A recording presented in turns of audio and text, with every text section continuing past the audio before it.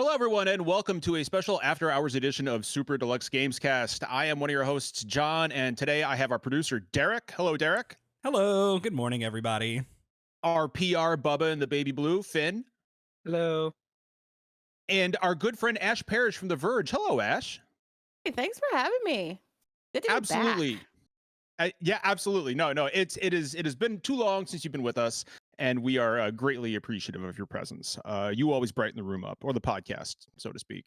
And of course, we have a very special guest today. She is the voice of Karlach, and they've done an outstanding job throughout that game. And it's just, see, I told you I was going to do it. And flawless. And speaking of flawless, Samantha Béart is here with us. Samantha, thank you so much for agreeing to spend some time with us this morning. I know that you have probably been inundated with interview requests and all other manner of speaking engagements, and we are greatly appreciative that you took just a little bit of your time this morning to answer some questions with us. Hey, soldiers. Thank you for having me. Yeah, absolute pleasure. I was thrilled to bits that Twitter worked well enough for me to see you tweeting me and asking me on this. It's not always a given. Yeah, it's not always a given, but it never hurts to try. I thank you for calling it Twitter, by the way. I refuse to call it X. I simply will not do that. Apartheid Clyde doesn't get to make these decisions. I'm sorry. There are dozens of us. Dozens! And but no, I figured why not just, that's not normally how interview requests are asked, but I figured just shoot your shot. And look, now here we are. So thank you so much again for agreeing to do this with us. My pleasure. Thank you. I guess we'll go ahead and we'll kick it right off. We have a question actually from Britt, who is a huge fan of not just the game but Karlach herself. And Britt had a question that I think Derek wanted to kick us off. Derek, why don't you go ahead and ask? Since my fellow gay on the crew could not be here, I stand in solidarity with her to ask you how it feels to be the best character in Baldur's Gate 3. True. That feels a little subjective, but I'll take it. It's actually quite objective. quite objective. I feel I was very lucky to get such an awesome role to play, right? Because you, as a performer, you don't often get to go and see the smorgasbord of what's available and go, I'll have that one, thank you very much. So I'm just grateful that the universe finally aligned for me, having been in this industry quite a while now. And the writing was so good, and I was allowed to play so much. They just let me do my thing. It was what I like to call a psychic casting, where I just happened to do what I wanted to do, and it was what they wanted, because we didn't have time to workshop, or they just needed me straight in the volume. So it was right place, right time, finally, sort of stuff. I'm, as everyone is, quite overwhelmed by the amount of attention, the amount of positive attention it's got. I was ready for the backlash. And just how, I'll just keep saying it, because the fandom who've approached me, actually personally found me out and approached me, have been 100% lovely, wonderful human beings. And I am shooketh by this fact. I just can't believe it. I'm, touch wood, obviously. But it's been some time now, and just everyone's so kind and just normal. I'm kind of enjoying that at the moment. That actually is more impressive. Yeah, the fact that there's been such a delay from probably when you were recording your lines, and then when this game came out and everybody has a chance to see it, you probably were not expecting everybody to completely like a fan love bomb fell on you all at once after so many years. And you probably forgot a lot of the lines that you were even saying that these people are resonating with. Funny you mention that. I wasn't on this for years. I was on this from December last year. Oh, wow. Oh, wow. I did as many sessions as the people who did 4 years on it, if that makes sense. So they had it all spread out, because I think there's a misconception that they were employed full time for 4 years. I wish. But it was very sporadic, and obviously they were EA and they were getting, and the writer Adam Smith has gone on record to say that Karlach was a result of EA feedback in a way. That's also why she's such an awesome character, because they just got the best tidbits of fan reactions and requests, and they've sort of smushed it into Karlach. So I was in a lot in a period of we all finished in June. We all went up to the wire in June, and it was just Origins, bang, at the end, just getting that out there, all in mocap, all bumping into each other. As I said, it was more sporadic before then, so that's where I met Jen for the first time. I met Dev twice, maybe. And otherwise I was in sort of every other night. Wow. and a trip to Japan because I planned that before so that was all good. So but it's funny what, you know, it takes a while to find Karlach in the game, and like watching yourself in a film or something, you don't know how it all fits together, how it works with you know, there being a silent protagonist. You don't know how it flows. So I remember asking Sarah Bayless, the writer, like, what's my catchphrase, do you think? She said, I think it's soldier, because you say it a lot. I went, okay, we'll go with that. So I had to just watch, because I'm a PS5 loser, so I had to watch other people's playthroughs to actually see how I was coming across, like, so I can do interviews. You know, trying not to actually spoil the game as a gamer, but just watching my bits as a selfish actor, but also so, you know, I could talk about my involvement. Yeah, there are occasionally bits, to answer your question, Ash, there are occasionally bits where I go, oh yeah, okay, don't remember doing that, or that's where that fits in. But that's because I have a terrible memory. To be fair, don't we all at this point? It's been several years. It's been 100. It's been 100 years since 2020, and you know, it seems like it's only getting longer. I've got a question for you, Sam. Oh, I hear a child. I've got a question for you, Sam. So having like speaking to you now like this, it's obvious that, you know, your voice, your voice, like some actors just, you know, like put on a different voice or modify their voice a little bit. For you, there is already a lot of Karlach just speaking to you. But what aspects of yourself, of your personality, did you inject most into Karlach, do you think? I have quite a dry sense of humor, as you may have picked up on. With Karlach, so they captured our mocap and voice at the same time, but not the faces. And I think the same's happened with Gale. I'll just be opinionated and say, so Tim Downey plays Gale. We're both quite dry-humoured, and I'm not sure how much of that gets across in the game itself. But Karlach sometimes comes across as a bit thick rather than dry, which is fine. Like, is that Gale's granddad? I think I tried to do as sarcastically as possible. They were like, no, just keep it. No, she's not that witty or suave. But I think Sarah started to write to that as it went on, and I love all the sassy put downs and that, obviously, that Karlach has. I think that was starting to be written for me. In terms of myself, I mean, we're both chaotic good. That's the approach, but that's written into the character. Yeah, that's the most realistic alignment, isn't it? I think for the law-abiding human. They let me do what I wanted. I was allowed to play.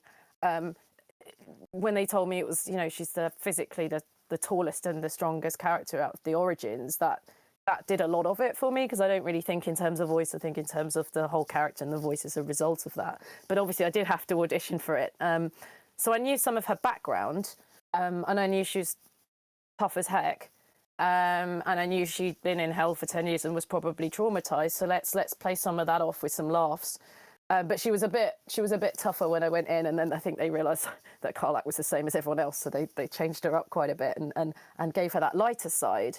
But in terms of myself, I suppose, because, you know, everything I've just said, I haven't really got much in common with that, was just saying, can we just make sure like everything is rooted in that trauma, even if we are doing the light stuff. So when it comes to relationships, and she can be quite immature, because this person hasn't had real adult relationships, so there's like this regression of age. But it's not just because that's a fun thing to do or she's a silly person, it's because she doesn't know how to deal with it, essentially. So and I think everyone put that amount of thought in. We had so many collaborators to work with on this, so it was, you know, it's the usual. It's a combination of the facts as they're written and as the director interprets them. It's my experiences as a human, and it's my imagination, and they all mush together.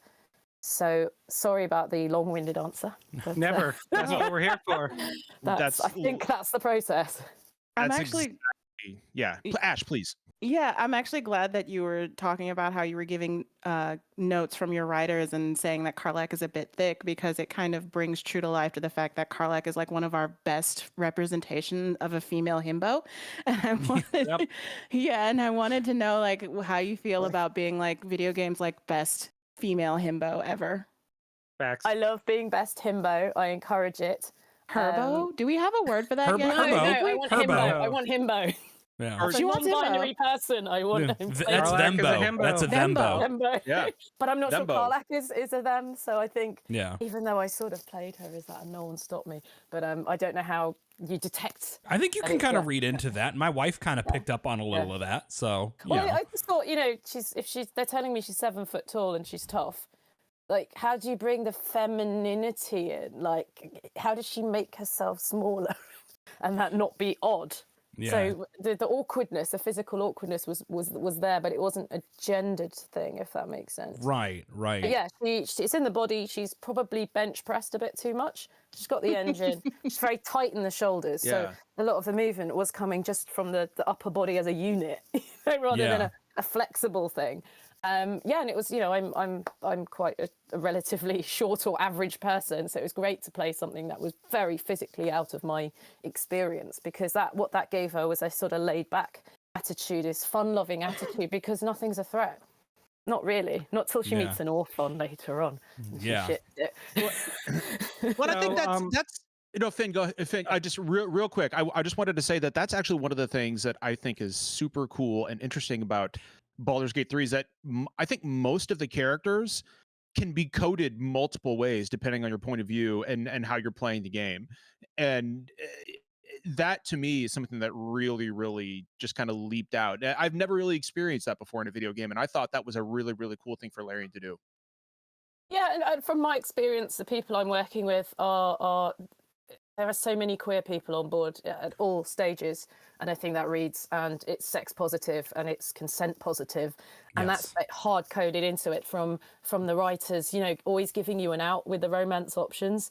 To a point where you go, do you know what? I just want to hold hands. I'm romantically involved with you, but I don't want to be sexually. Like the fact that they've thought about all the permutations of what a relationship could look like, as well as friendship, and then you've got.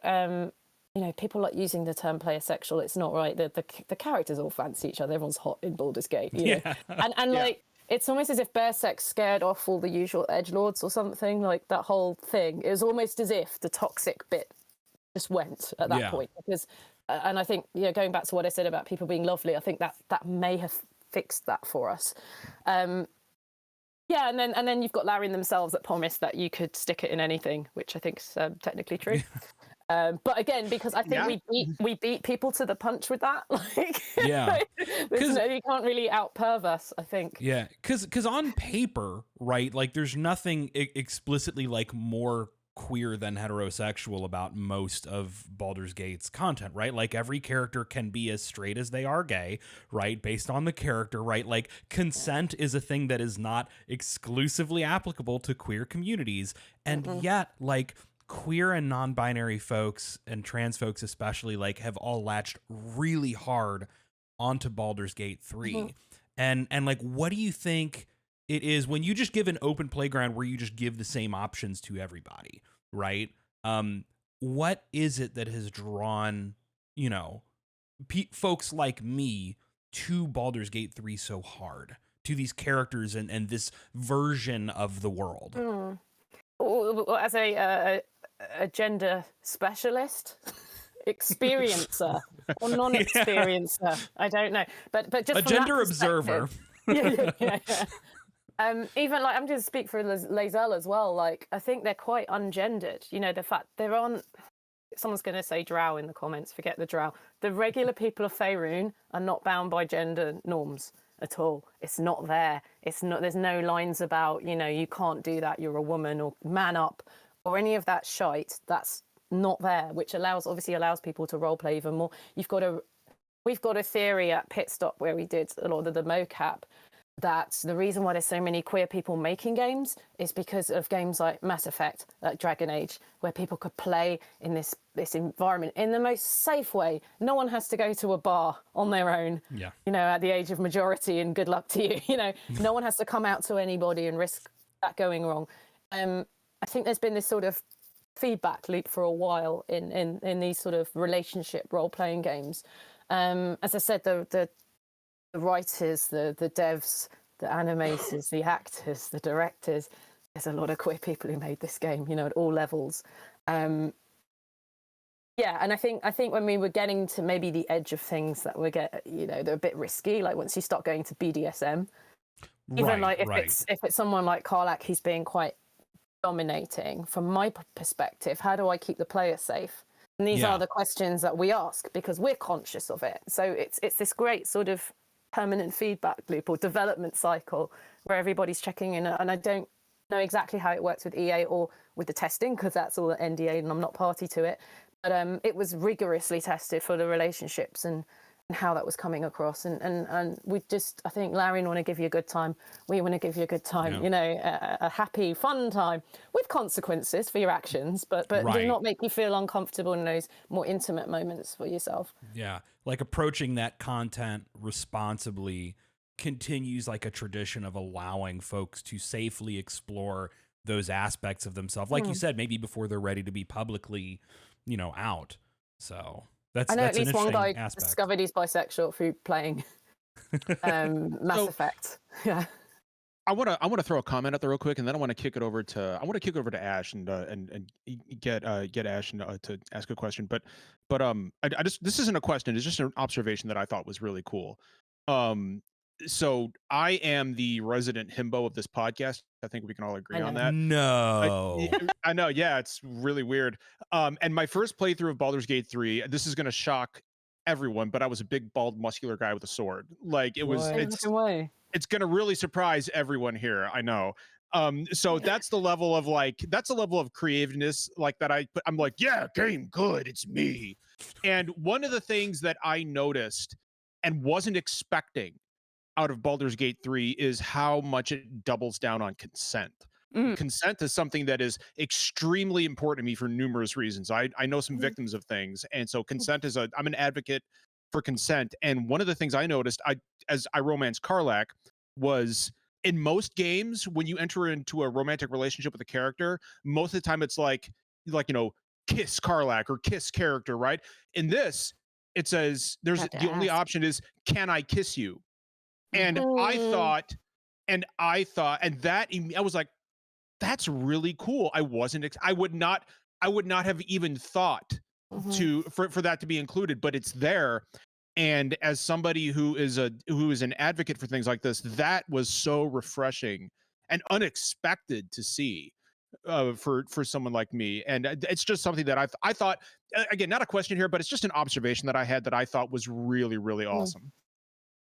Yeah, for sure. And what was I going to say? I was going to say that, yeah, that's right. Larian writers have been talking about how they didn't want the romance to be a reward for a mission, that it had to be within some sort of established relationship, that you can't just like get the thing, kiss the person, win, move on to the next, they'll never know. And that's how I played Mass Effect too, but that's no more. Those days are over. Yeah, I like the idea that, again, you know, they're trying to get us close to a tabletop sort of experience as possible. The coding on that must have been something else. No, I'm glad it makes it more realistic as well, doesn't it? It's more immersive. Yeah.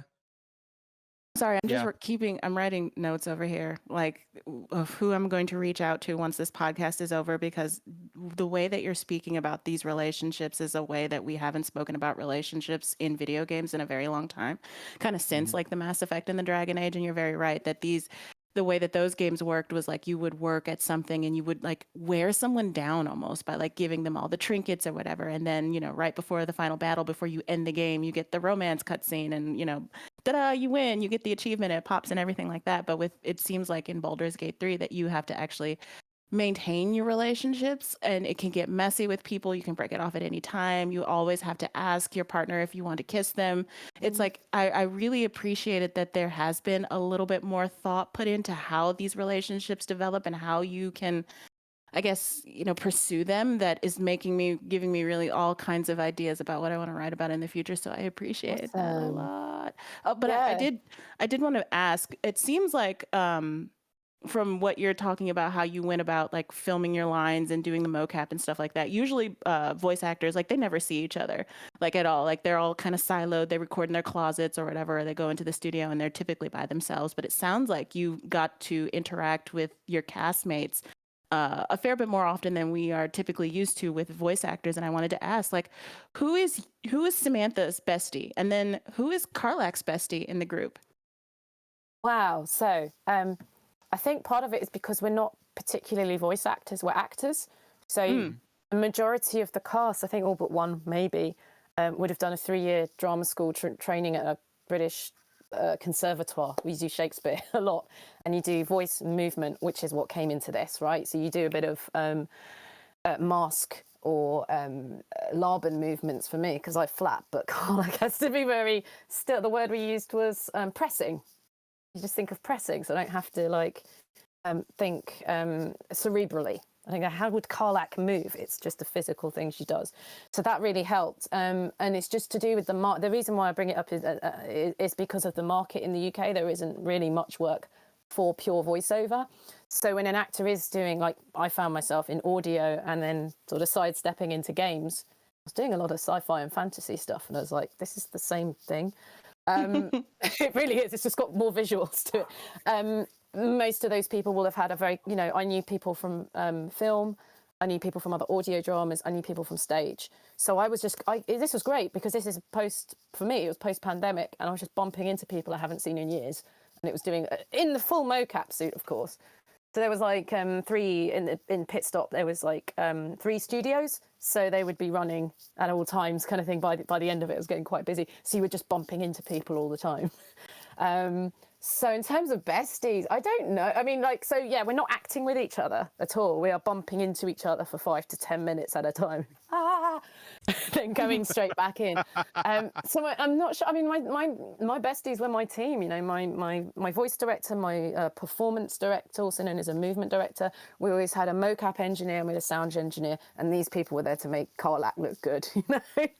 I think for Karlach personally, possibly Halcyon.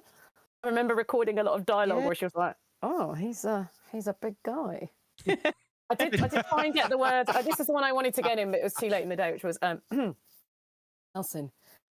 Always like a brick shithouse. Come on, Sarah.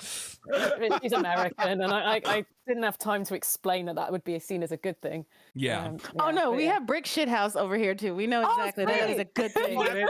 Yeah. That's a good wide boy, right? Yeah, that makes me happy because Halcyon was the one I romanced, though. I like him. Halcyon was a real stealth. I don't think many people went in expecting to like Halcyon as much as they did, and it turns out having a nice positive himbo on the cast really means a lot. So it does. See, shut up. I've been telling you this shit for years. Yeah, but then you keep undoing it. I have a question. The himbos are a bit more considerate, aren't they? That's kind of why people like them. They don't just sort of smash things with reckless abandon. They might ask if they can. And they're sweet. They're not bitchy. Like, Asterion is great and Gale is great because, they're all sassy, blah, blah, blah. And they're like mean and, step on me, you pale vampire. But like sometimes you just want someone to be nice to you. And just the fact that Karlach and Halcyon are just nice to you with none of that like hang-ups, and Will too, like with none of like the baggage and whatever. Like sometimes, that's good. That's great. That feels good. Yeah, I've been saying it. We're great. We are himbos are awesome. We're fantastic. We will inherit the earth from the nerds. Absolutely. The best himbos. Before you ask your question, Finn, because I know you want to, maybe to backtrack on that, I will say that my bestie was Dave Jones, who plays Halcyon, because I've known him for 6 years. On the circuit, there's some socials that we go to, mainly in London. I'm lucky I'm from London. He's not. He travels down, and we'd bump into each other over the years and go, God, wouldn't it be good to do a little indie game or something together? And you did a little indie game together. But we did do an indie game together called the Excavation of Hobbs Barrow, which came out this time last year, which was a sort of horror, Victorian folk horror, sort of, if you imagine Lovecraft crossed with the Wicker Man. It's really cool. It's awesome. And he was in it. So we had quite the glow up going from that to Baldur's Gate and massive himbos. So yeah, sorry, just to answer that actual question with an answer. Finn, go ahead, buddy. Oh, well, I was first going to say the reason that Halcyon is such a great himbo and Karlach is such a great himbo is they don't refer to themselves as himbos, John. Okay? You can't just... They're not aware. You people have been referring to me as a himbo for like 5 years now, so I just embrace it, okay? That's fair. Like, so, but this question get your flowers, John. For more Samantha than Karlach. Time to get your flowers, John. I know. Yes, absolutely. One day, buddy. So the question was originally going to be, like, have you played D&D before, that kind of thing. But then I saw that you just had a game with the whole cast, where you referred to the other cast members as newbies. So that means I assume you did have some experience before. So what can you tell us about Samantha's D&D life, and like what were you before you became? Oh, there it is. Yeah, with the minifig. Oh my god, yeah, that's awesome. She's got a tail. Your own little tiefling minifig. She's I also love got a it. broken off horn. I don't know if you can see it. Does she do a little like happy dance just randomly when she's feeling it? Like, I love it. Not so great for the tabletop, but yeah. So prepared. I played in the year 2019, thinking that this was going to be a new thing I did in person. So yeah, that stopped pretty quick. So I played as a dragonborn barbarian. So barbarian's been in you. Yeah. Yeah, because I play Assassin's Creed, God of War to let off steam as a himbo. Just go in, smash the thing, get the thing, kiss the person. Because that's how we play games, right? So in D&D, like with all the dice rolls and the maths, I wanted something simple, and people said play barbarian. It's kind of how you play video games. So that was that. And then on virtually at the beginning of the pandemic, I played with a friend and friends of friends, and I was a tiefling warlock. So I've got a tiefling and I've got a barbarian. So that actually really did help, when you've got barbarian dialogue or you've got tiefling or Baldarian dialogue. I have some idea of what's going on. So in terms of D&D, a little bit like in person before, and then a little bit during the pandemic, and then it kind of stopped because I had to get a normal job, sit in front of a computer for 8 hours a day. Yeah. So yeah, that was that. I've got a question going back to something you kind of brought up earlier, where you and most of the cast are not strictly voice actors by trade. You are actors and you perform in a bunch of different mediums. We had friend of the show, Sissy Jones, very, very, very established and beloved voice actor, and about a week ago, and we talked about kind of a tendency for like celebrity stunt casting sometimes, where we can take, actors, right, who don't have a lot of voice acting experience, and people who have tremendous acting talent, but then maybe struggle to be as captivating in their performance in the voice acting world. Obviously that wasn't a problem for you or for, most of the Baldur's Gate cast.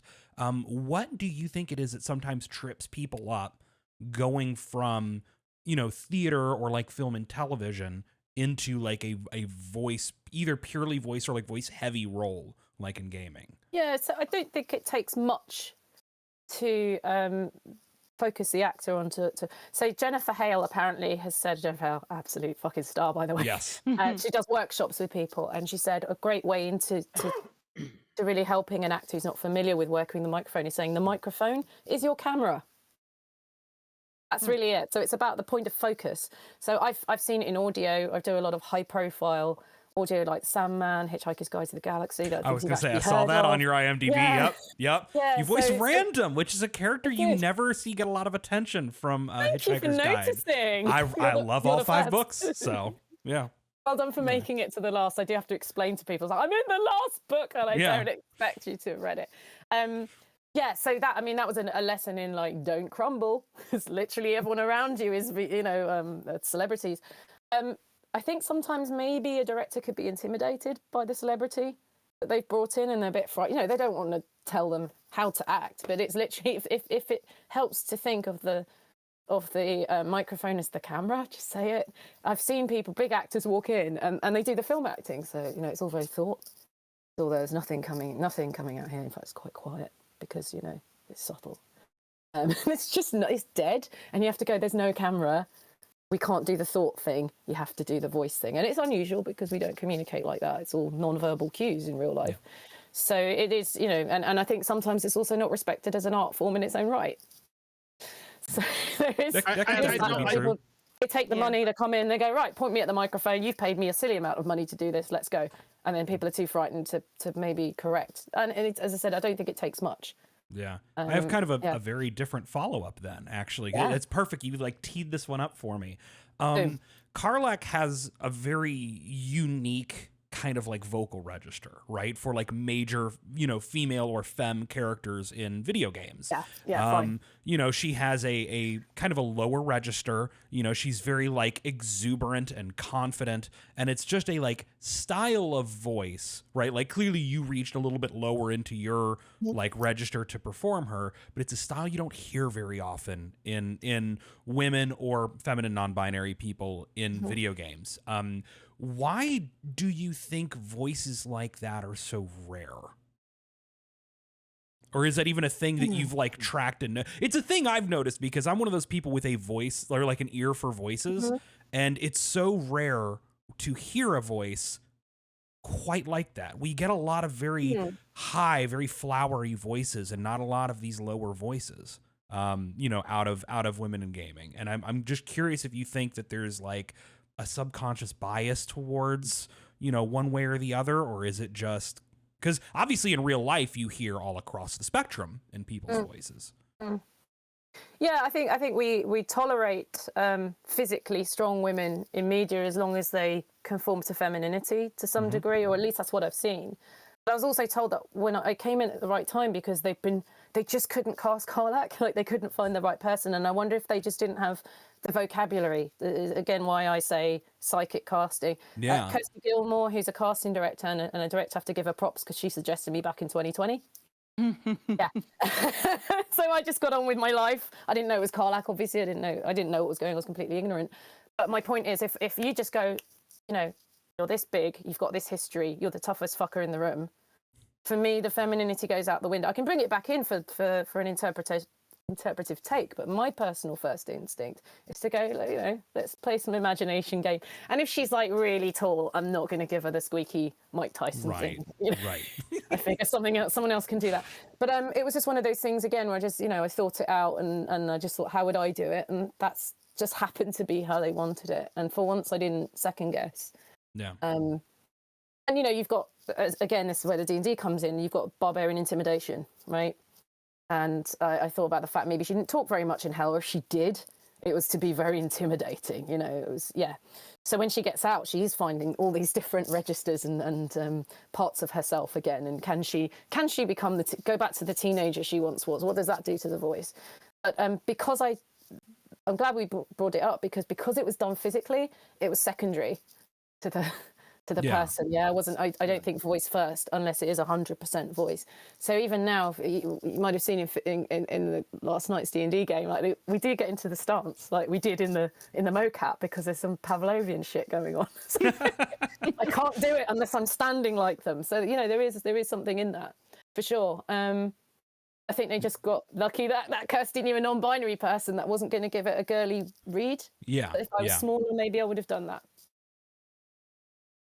I wanted to ask about, there's a lot of, I don't want to get into spoilers, but there's a lot of emotion in some scenes later in the game that involve, Karlach's personal quest. And the reading of those lines was for me, I was like, Karlach, I will die for you. I will do anything for you right now. If you commanded me to on the spot expire, I would. And I wanted to know where that emotion was coming from, if that was born of something that was personal. And you don't have to get personal, you don't have to share anything that's potentially harmful with us, but just the pain in her voice when she was talking about it. And then after the fact, the thing that video games tend to do is they tend to wrap things up in this nice, neat little bow, but that doesn't really happen in Baldur's Gate 3, not just with Karlach, but with a lot of, your companions with their side quests. And I just wanted to, ask about your experience with those moments and where some of that emotion came from. So I really relished those moments because that's, no matter how much they sort of twiddled her and changed her and all the rest, the fact of the matter was she was sold to hell. She was a slave. And I think I was the only one that used the word slave. And as soon as it came out, people players started using the word. I was like, good, because they kept saying she's been in hell, and that's a very choice is very different, right? So I'm sitting on this, and this is what fuels her rage. It's canonically the character, and I know it's coming. I know this scene is coming. I think I know the scene you're talking about. Yeah. And we're having fun. You know, and there's people who'll play and never get that, and they think she's, you know, fun self-insert or a bit weird because, hey, wasn't she in hell for 10 years against her will? Where is this anger? She ain't going to show you that because there's no therapy in Faerun.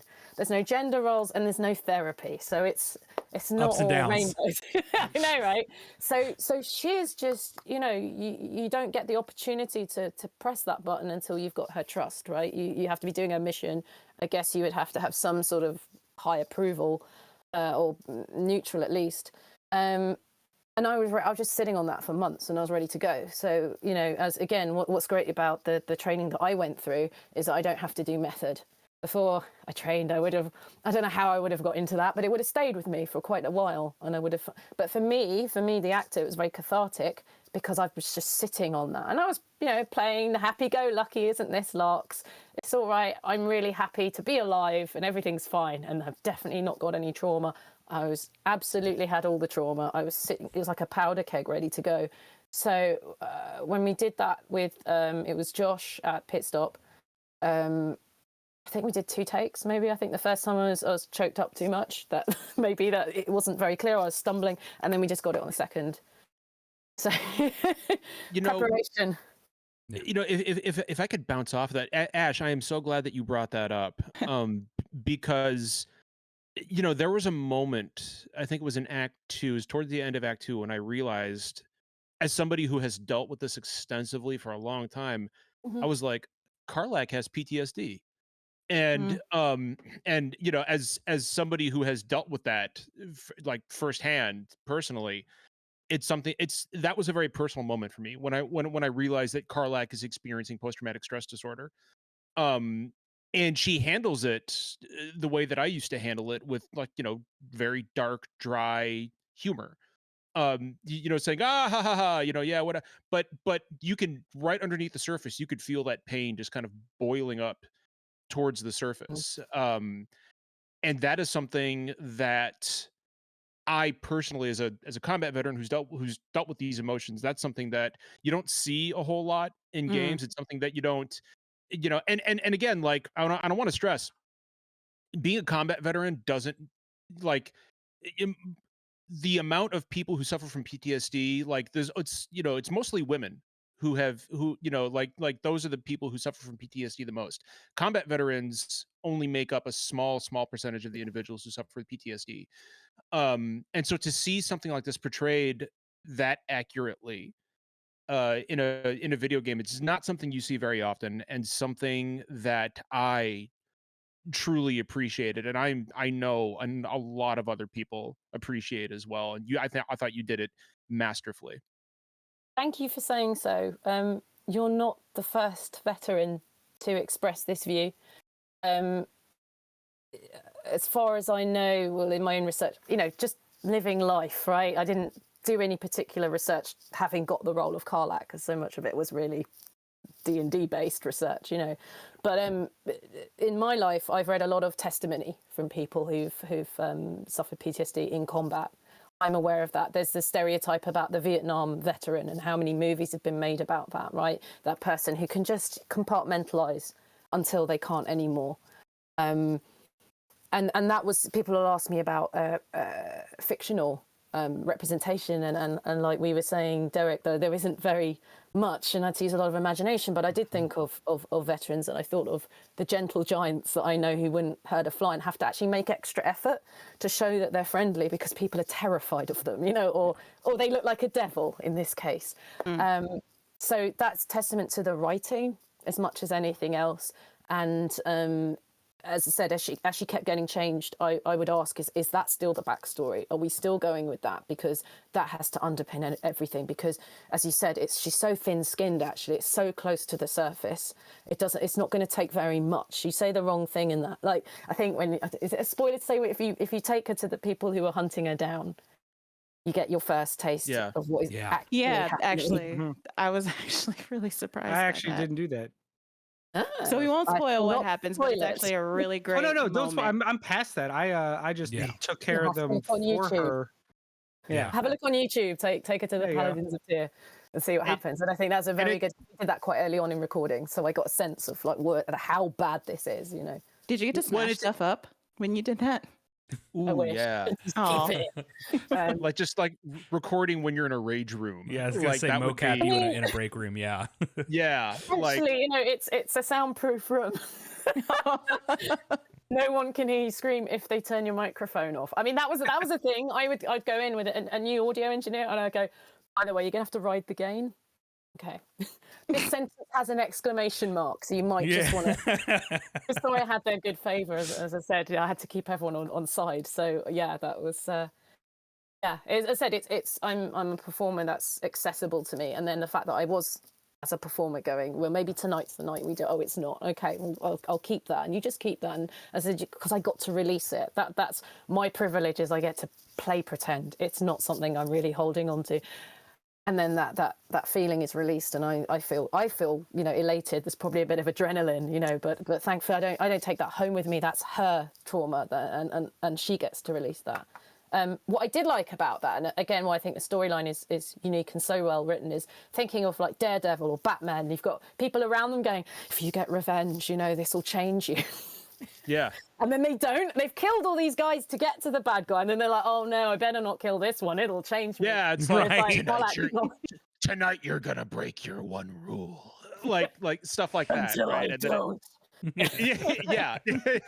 And it's interesting that you talk about Karlach's approachability, right? Because she is she's a 7-foot tall tiefling barbarian who's constantly on fire, right? And she's missing a horn, and she's got a big scaly tail, and it's something that, like I've had people approach me at convention, or people not approach me at conventions, and then send me a message saying, John, I wanted to say hi, but I was just too scared to be. And it sucks because it's like, no, come come say hi, and that's something that I can really relate to with a character like Karlach, is that she's such a sweetheart. And she just is. She's a sweetheart. Like, just talking about her makes me smile.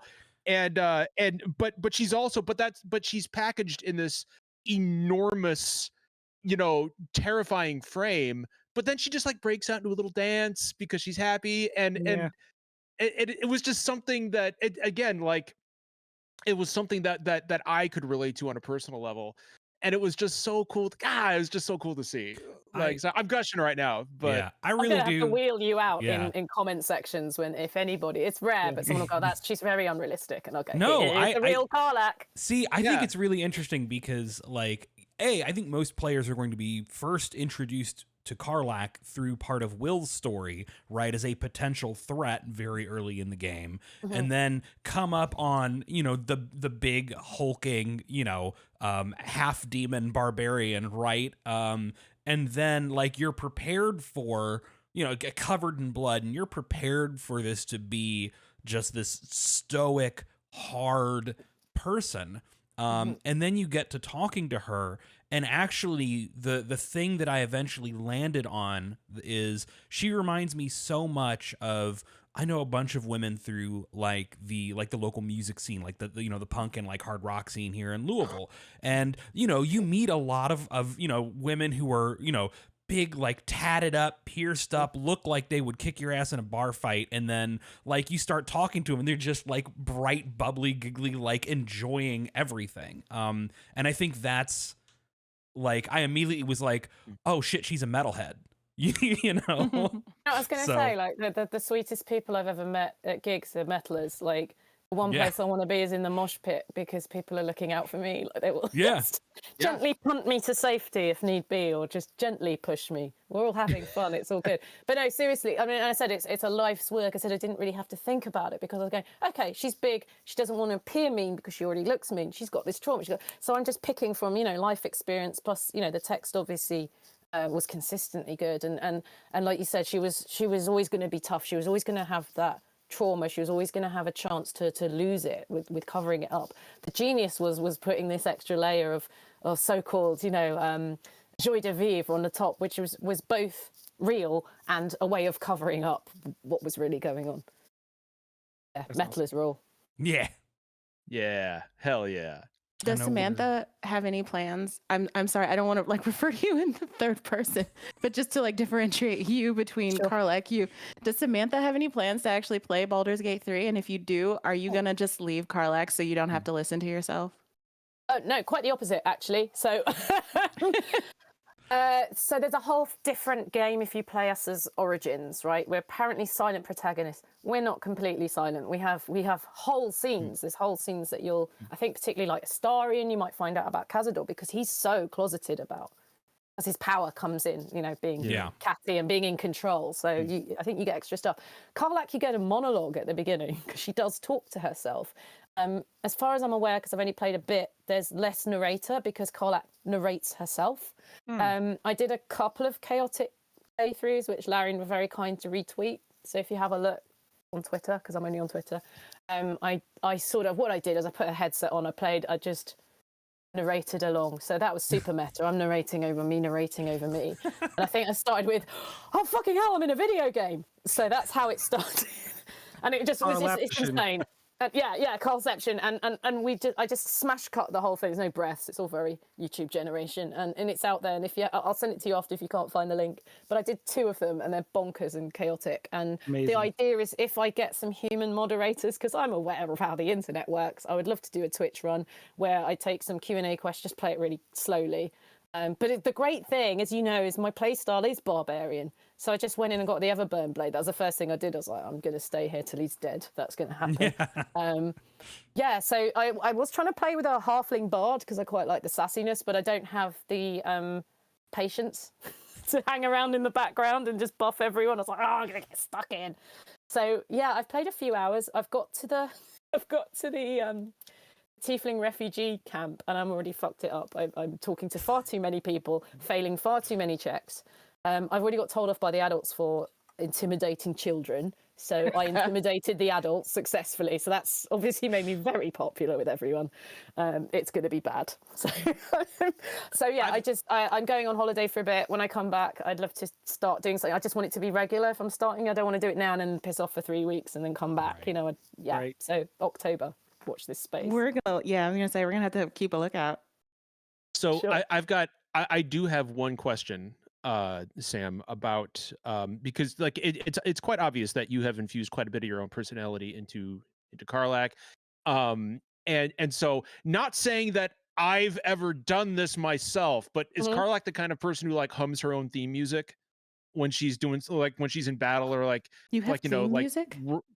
She has a humming idol, and it's used a lot more than I thought it would be.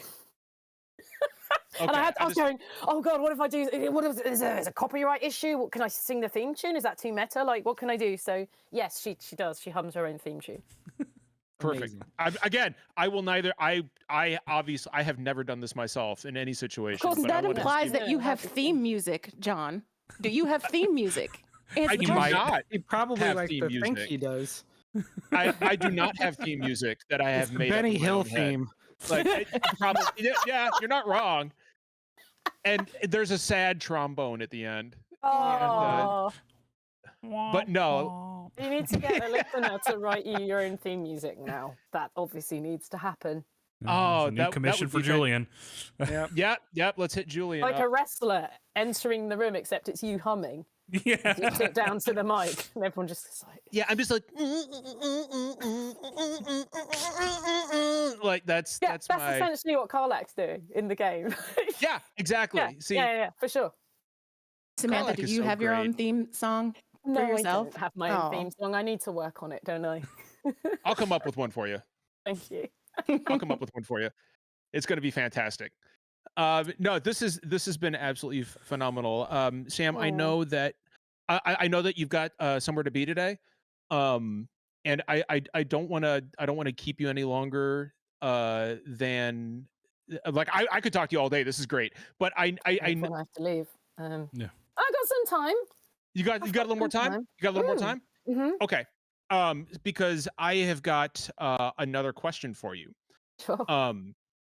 What is one of your favorite stories about yourself and a member of the cast? Wow. What my favorite? We're asking the deep questions. No, because I've got to go. When was I in the room with a member of the cast? to which there is no answer to that. Whenever the crash mats came out, I knew I was in for a good time because I had to stand still on the spot and do all my lines like this. So like the romance scenes when you're sitting by the campfire, those were fun. The very opening scene. Oh god, we did so many versions of that when you first, because they're different whether Will's with you or he's not, right? And she stands up and she's on fire. I think I did one with an evil laugh. They didn't like that. They thought that came across badly. Ooh, can we hear what a Karlach evil laugh would have been?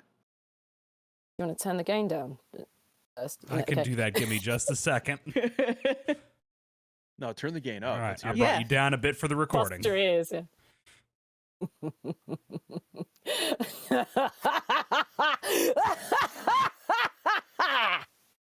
Well, that's a good one. Oh, that's a good awesome. one. That is so cool. Because she was like, the power! So there was all this stuff about like, yeah, she knows the engine's burning too hot. She's not going to tell anyone for the first 20 hours because she's a liability. So she's going to keep that one to herself for the time being. But yeah, they cut that bastard. Oh. I like doing that. Changing my score to a 9 out of 10 now. Yeah, I guess it was any sort of physical stuff because a lot of it is, it's a medium close-up a lot of the time. So whenever I got to work with the movement director on anything more than, Sam, you've been standing still for the last 4 or 5 lines. Do you want to just move a bit so we can see that you're alive? There's one a bit later in the city. I don't think it's spoilers to say that you can visit her parents' grave. Yeah.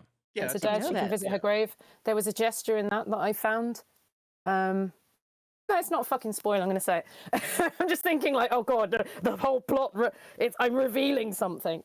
Right at the end, she's wrapping up a conversation with her parents' graves in front of the party, and she says, whatever happens after death, 'cause she's quite agnostic. Whatever happens, you're always here with me, right? And the natural gesture for me is to gesture my heart, right? You're always in me. You're always here. Then I went, oh shit, she hasn't got a heart, has she? How do we get all that in there? And the movement director said, okay, so you say, you're always here with me, look down, realise, drop your hand. Anyway, straight back to Karlach.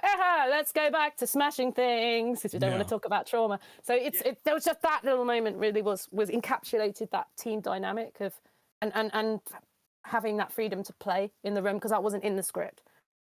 But it is in the script, if you know what I mean.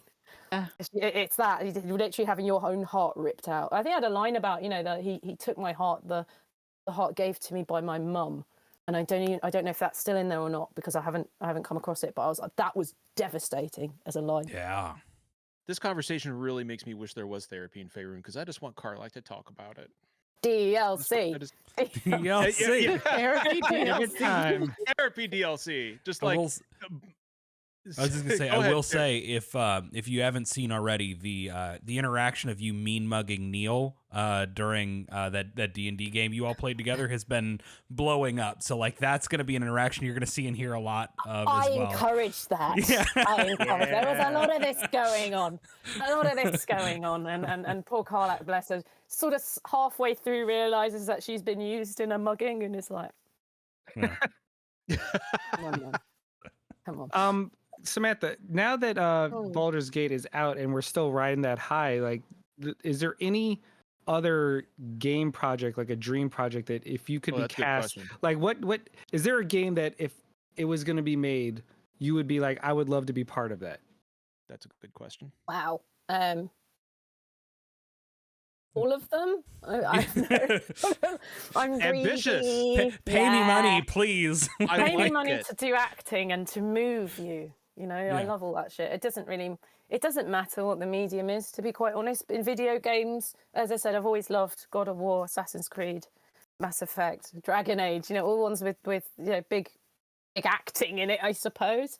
It's all well and good to do efforts. I did the equivalent of Tav in the Demon's Souls remake.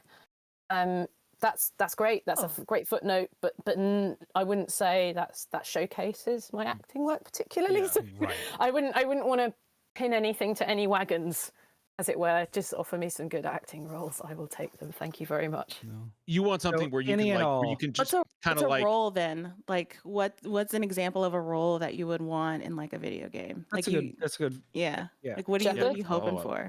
Shepherd.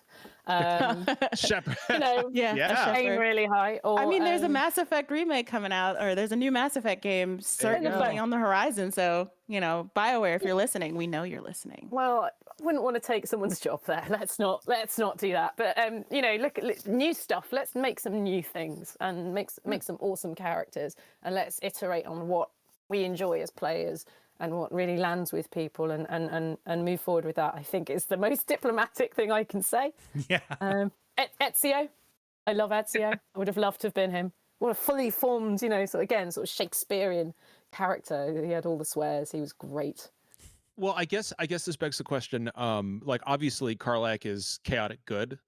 But would you want to take a role where you can like sink your teeth into something a little more evil? It's the answer. I was literally thinking about that the other day. I've been lucky enough to book a couple of small projects from Hobbs Barrow. I think I may have booked something from this.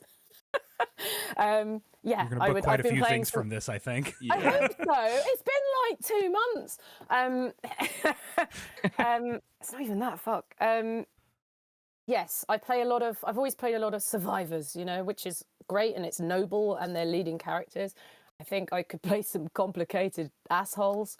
I'm ready to do that now. Let's mix it up. I said I'm just interested in good writing that's going to move people. I really don't care about alignment personally, but I'm also very grateful for the fact that I've got a very popular alignment that I do.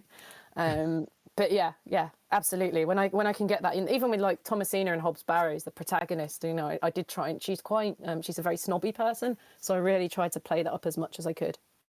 That makes sense. Yeah. Awesome.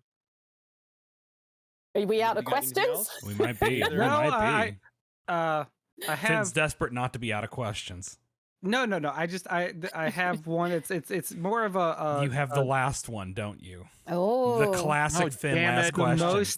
It's the most important one. I apologize in advance for the gotcha journalism here. Because we only ask the hard hitting ones here at the Super Deluxe Games Cast. Samantha, in your heart of hearts, and please answer for you and Karlach. In your heart of hearts, if you have to choose, cake or pie? What? Savory or sweet? Because I know the word pie in the US is contentious. See, but that's why I love this question, because it's completely answered differently depending on where you're from. Technically. So however you want to answer it, that is how you can. Cake or pudding? Aren't they puddings over there? Both. I mean, pudding we'd say in the UK generally is sweet. So you're asking me if I want a dry sweet or you asking savory or sweet? Oh. You asking? I mean, I guess in UK, yeah, sure. For UK, let's go savory or sweet. Let's go. Savory. Karlach sweet tooth, absolutely, like runs off sugar. Nightmare. Shaking. I can see. She's not dancing. I She's can shaking. absolutely see that. Cramming sponge cake into her face. I can absolutely see that. Big calories, all right. Yeah. Karlach, just like I just had this mental image of like Karlach following Tav and going Tav, and Tav's like what? And she's like, love you. Can I have a cookie? That's actually funny because I have a tendency to role play like more than I should for like really weird things. So I will give, if I pick up food, I give like all the sweet food to Karlach to hold, and then I have to take it back so we can eat it for the long rest. But I like, and then it's gone. And when you go into her inventory, it's all gone. It's not there anymore. It's so weird. There's a bit early on in the game when you recruit Karlach in camp. Talk to Shadowheart. And she's like, right, so we're going to have to get more food in then, aren't we? Are you trying to fat shame me, bitch? Like, seriously. It takes calories to uphold that physique. This is all protein. Come on. Right? Those carbs aren't going nowhere. The infernal engine burns all the calories. It's constant metabolism is what the infernal engine is. Like it's, you can eat all the carbs. Yeah. See, that's the good thing about having an internal engine instead of a heart, because since your metabolism is always burning, you can eat all the carbs you want. Like that's perfect. Like I'll take an infernal engine. Why doesn't Karlach ever look at the upside? Like, come on. Yeah, like you got to balance it out. You got to balance it out. You got to take the positives with the negatives. The negative is yes, eventually you're going to have to return to Avernus because, you know, you're going to burst into flames. But the positive is you can eat, it doesn't matter if you like cake or pie. You can eat both as much as you want, and none of it matters. So yeah, absolutely. When you're sad, nothing matters. Thanks, Finn. Thanks, Thanks for bringing it up at the end, bud. Finn, that is both the best and worst thing you've ever said. Hey. I am. When you're sad, nothing matters. It doesn't matter. It's all the same. It's all cake and pie. It all tastes the same. There it is. All right. Well, we'll go. On that note, yeah. We'll go and wrap it up here. If there's any better way to end it, I nailed it. Thank you. you King of the segue. Just call me Cloud. Oh, that's good. That's a really good one. I'm sorry. Wow. All right. No, okay, Finn, Excellent. I will give you Excellent. full marks for that. Full marks. That was solid. That was solid. Yeah, All right. Sam, thank you so much. This has been an absolute treasure. And seriously, you are a delight. Thank you for spending some time with us this morning. We deeply appreciate it. And we are all, I think, thank you. absolutely. And I think I can speak for the group when I say that we are all looking forward to the next, whatever comes next in your career, whatever it is. We all know that you're going to knock it out of the park. Yep. Thank And you. now that we're all besties, we'll be there to Stay in cheer you touch. on every time. There you go. Now that we're all pals, how about you help me kill some evil bastards? I like John's we do down it. for that. I like Yeah. Can you tell ma'am. people how to find you and follow you on the socials, and that way they can see all your playthroughs and everything? So for general chaos, it's Twitter at Samantha Béart. It's just my name mushed into one. And it's the same on Twitch, actually. There's some Twitch stuff happening. It will be happening. But at the moment, I haven't actually broadcast anything. So But it's there. just you can follow. You can get an email when I finally... Get ready for when it's happening. podcast. Get ready for when it's happening. What else do I do? Yeah, I'm on Blue Sky. Just in case all this falls over. Yeah. But it's always We're all on Samantha Blue Sky and Béart. we don't know what we're doing with it, but Yeah, we're I there. haven't posted Yeah. yet, but I'm there for the apocalypse. Yeah, everything, like all this. I've got a link tree on my Twitter, so you can find everything on there. But I try to keep it to the one thankless void to scream into. I try not to do many at the same time. So I'm not on Facebook, not on Instagram. But yeah, it's all there. Mastodon, Samantha Béart as well. Yeah, come find me. Send me art. I love it. Fantastic. I'm going to start sending you art. And I mean, actual yeah. art, right? It's not a euphemism here. Like No. fan art. I'm going to Right, send okay. you literal He means art. it art. Yes. I'm going to send you art. Like I am the most one thing- literal. He has crayons. I do. One thing about actually. being like a Oh, voice cool. actor, So I like a love- famous, like popular voice actor, is like your fans are gonna be your fans for life now. Like they're just gonna follow you That's around. cool. They're gonna Yeah. send you art. Like you're locked in. Like this That's is great because they're yeah. fucking amazing and I'm loving it. I will actually draw You love art hard. and take a picture of it and send it to you. That's what I'm going to do. And it's going to be all crayons Wait. and it's Have you probably seen just the going to one? Have you seen the fan art someone made? They said, "Oh, I want you to draw Karlach is going to do a portrait of Astarion." But Oh, she I did hasn't see that. touched- That was funny. She hasn't touched anything in 10 years that didn't turn to ash in her hands. So she does this little child's 5-year-old's line art of his face, and then she goes, "Sorry, mate." She that's actually fantastic because that's literally all I'm capable of. Can't wait. That's all I can do. I'll be lucky if I make it through a drawing without eating the crayons. Fantastic. So Please you know, video it yeah, all. absolutely. I I'll want to record see myself your doing it. artistic process. Absolutely. And Ash, our good friend Ash Parrish from The Verge, thank you so much for joining us as well. Where can people find you? You can also find me on the Twitters at Astra, ADASHTRA, and you can find all of my writing on The Verge, and hopefully I'll have some more Baldur's Gate stuff up in the future. Perfect. Outstanding. Thank you again, Samantha, for joining us. Thank you, Ash, for joining us as well, rounding the cast out. Derek and Finn, you know it's always a pleasure, boys. And as always, everyone listening, remember, kindness costs nothing. We'll see you next time. Haters.